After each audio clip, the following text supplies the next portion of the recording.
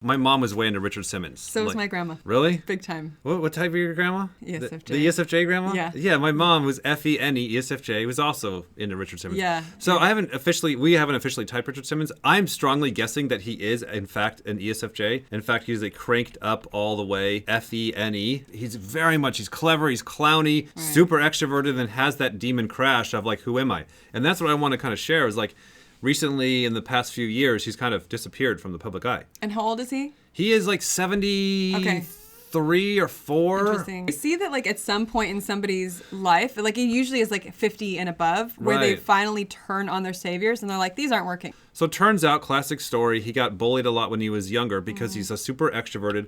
He's one of these guys, as far as we can tell. Yeah, we call these the Michael. Yeah, we watched Michael Buckley years ago on YouTube when he was coming up and stuff, so we kind of know these types. Right. Very extroverted, very funny, very feminine. Yes. Most of the G stands for gay, so most of the ones that we find are gay or Right. at least extremely feminine. Right. And so because of that, they get bullied oftentimes when they're younger, and then they have a hard time kind of knowing themselves. So Richard Simmons in particular, he had a hard time with the jocks. The jocks sure. seemed to be like masculine SE. Yeah. And so Richard Simmons felt very insecure that, because I'm not one of these jocks and I'm not good in school, I'm not accepted. Wow. And so then he spends his life running around helping everyone with fitness and dancing to help people build up confidence because he's trying to rescue people from the childhood he has. What he went through. That's the typical story. Richard Simmons has been a hero to thousands of Weight Watchers across the world, dedicating his life to helping people maintain a healthy diet and workout plan.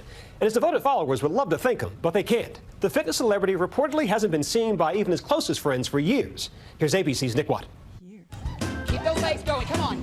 Richard Simmons, evangelist, showman, guru, went into the oldies for decades. Hold that stomach again. His signature, short shorts, tank top, and a smile.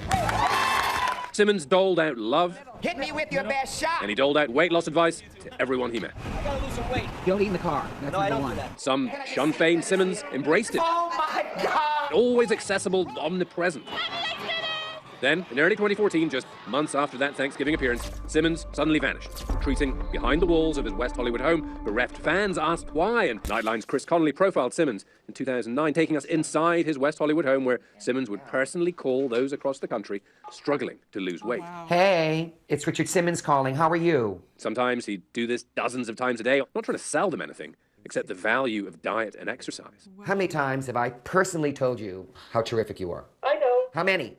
How many? Millions. Yes, we love Simmons for his enthusiasm. Yes, of course, his exercise videos and over-the-top TV appearances here on CNN's American Morning. I love Richard Simmons. Thank you. You were... But it's his genuine love, his sincere vocation, his hidden largesse that make him a true legend. I don't have to work anymore. I don't have to make a phone call anymore. I don't have to do one more leg lift. This is my passion, and this is my mission. But despite his extroverted public persona, his personal life has always been a little solitary. Do I get lonely sometimes? Sure, you're on the road, and you're on the road for X amount of days, and you're not home. My dogs and my housekeeper who I live with, I'm very attached to them. They're my sturdiness in my life. He's an interesting, gentle guy. And I think that's part of why people like him, and I think that's part of why people are worried about him now, because you sort of feel that sensitivity, and you sort of feel he's got a vulnerability. This isn't a witch hunt. I just wish him well. I haven't talked to anybody who thinks Richard Simmons is fine. I'm Nick Watt for Nightline in Beverly Hills.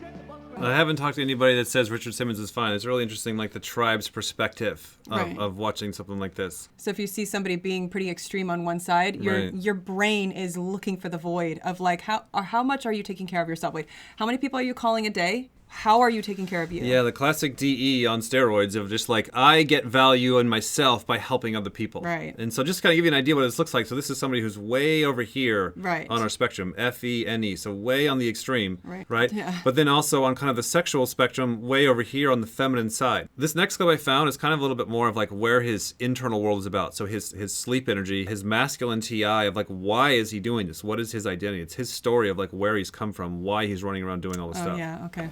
Every school that I've been in, I put the kids' musics on, I get them going, they feel great, and as Congressman Waffen-Kine said, when you're feeling great about yourself, when you have self-esteem and self-respect for yourself, there isn't nothing you can do. I'm not 268 pounds anymore, and I'm still not a jock, but I am fit, and I have dedicated my life to this. And I'm hoping that the committee today will know there is no other way to do this, or our children will get more sick. And there's a statistic that says our children today will not live as long as their parents. What have we done? What have we done to the kids of the United States of America? This is wrong. And I will dedicate the rest of my life, and Chairperson George Miller, I just may run for office to help this really get through and not have one kid feel lousy about himself because he can't throw a ball. One kid who cannot run a mile, he cannot be made fun of. We have to support him and what he can do. Every child can dance. Every child can dance. I've seen it. I travel 200 days a year, and I see what happens when the music goes on. Their music, not mine. When the music goes on, they feel so good about themselves, they go back in that schoolroom and they learn. I do not want any child in America to have my childhood because it was taken away from me because I just wasn't good enough. Well, I'm good enough now. That's pretty intense. How are you? David. All right, so we see this a lot, like on YouTube and our own selves and our own lives, where you have a lot of negativity that you're eating over time, right? And it's the message that we get from David Goggins is like you can either take your negativity all in one lump sum, like Richard Simmons is doing here, where it's like I'm only wanting to live in the light, I only want to be in the light, and all this stuff is hitting me along the way, but I'm not processing it. Not processing it, yeah. Right, until one big dump later on in life where it's like it just hits you all at once.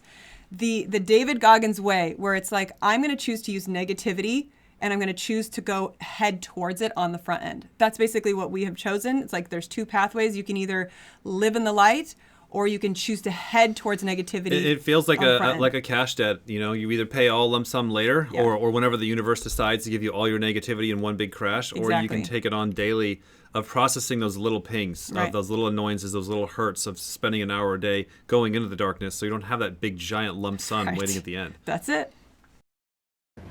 Now directly in front of us, this is the weirdest, strangest guy on the whole tour, and his name is Richard Simmons, the fitness guru. Now he's home, that's his Range Rover. Try to look in the far left window. On occasion we find him here. This is the stalking part of the tour. There he is in the photo. Everyone wave and he might come. Everyone wave, he might come. Is he coming? I think he might be coming. He might be coming. Richie! Is it him? Yeah. You gotta take this. Is it him? Oh yes, it is him. Stop it. Get out of it. He's joking. Where's he gone? How are you? Come here. Excellent. Sunday, where are you all from? Come on, Australia.